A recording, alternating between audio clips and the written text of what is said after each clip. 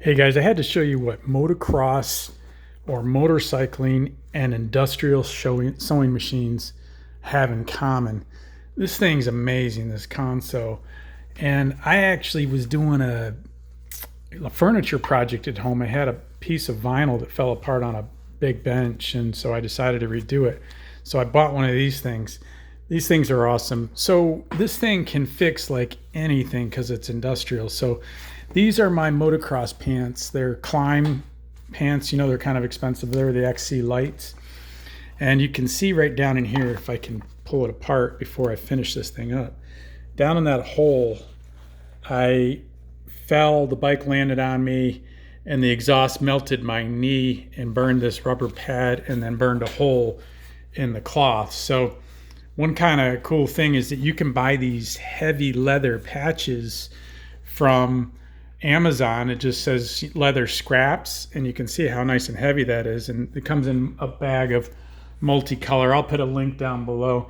But this is the second repair on motocross equipment. My other Climb over the boot pants wore out right at the ankles where the boots rubbed the bike.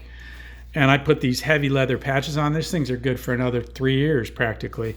So it's actually kind of cool if you happen to have a need for one of these things. And as I mentioned with my motorcycles, I always, try to buy things where I can use them for free or turn a profit. I actually wound up buying these from a company going out of business. It was a boat repair company. And I got two of them, as you can see, one over there and one right here.